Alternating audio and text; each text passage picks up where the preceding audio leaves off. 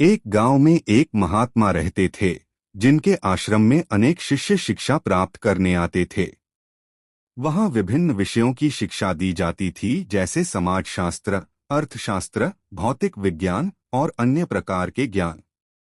महात्मा अपने शिष्यों को न केवल ज्ञान देते थे, बल्कि उनकी शिक्षा का मूल्यांकन भी करते थे। इस मूल्यांकन के दौरान शिष्यों को अपनी इच्छाओं और मन की काम वासना पर काबू पाना सिखाया जाता था। जब एक शिष्य की शिक्षा पूरी हुई, तो महात्मा ने उसे राजमहल में भेजने का निर्णय लिया, ताकि वह भौतिक सुखों का अनुभव करके समझ सके कि किन चीजों पर नियंत्रण आवश्यक होता है। वह शिष्य बेहद ज्ञानी और विद्वान बन चुका था। अगले दिन वह शिष्य राजमहल पहुंचा और राजा से कहा, मुझे गुरुदेव ने यहाँ भेजा है। राजा ने उसे देखकर कहा, तुम बहुत विद्वान लगते हो, इसलिए आज से तुम रानी माधवी का मार्गदर्शन करोगे और उनकी सेवा करोगे। शिष्य ने सिर झुकाकर कहा, जी महाराज, जैसी आपकी आज्ञा। रानी माधवी अत्यंत सुंदर और मोहक थीं। उनके गोरे बदन, काले घने बाल और पतली कमर ने शिष्य का मन हर्षित और विचलित कर दिया। वह समझ नहीं पा रहा था कि रानी के प्रति उसे इतना आकर्षण क्यों हो रहा है।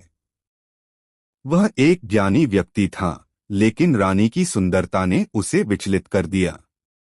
कुछ समय बाद राजा ने घोषणा की, मैं शिकार के लिए कुछ दिनों के लिए जंगल जा रहा हूँ।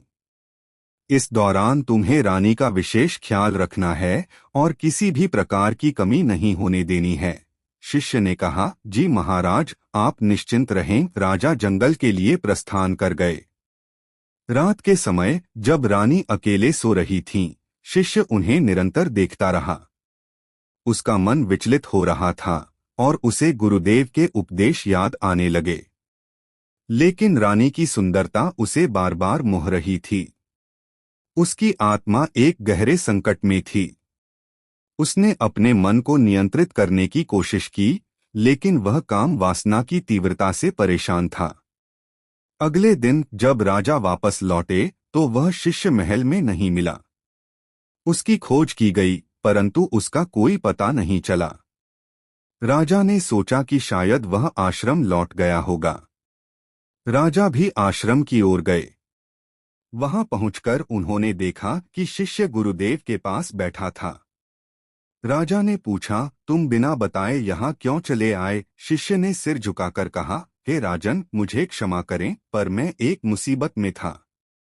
राजा ने पूछा, किस प्रकार की मुसीबत? शिष्य ने जवाब दिया, रानी माधवी की सुंदरता ने मेरे मन को विचलित कर दिया था। मैं अपने मन को नियंत्रित नहीं कर पा रहा था, इसलिए मैंने सोचा कि गुरुदेव के पास वापस आकर ही शांति मिल सकती है।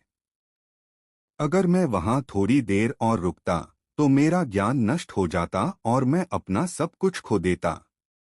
शिष्य ने गुरुदेव से पूछा, गुरुदेव, आपने हमें इसकी शिक्षा क्यों नहीं दी? हम अपने मन को नियंत्रित क्यों नहीं कर पा रहे हैं और यह अज्ञात शक्ति हमें क्यों भटका रही है? गुरुदेव ने उत्तर दिया, यह तुम्हारे धैर्य की परीक्षा थी। तुम्हें यह ज्ञान कहीं से नहीं सिखाया जा सकता।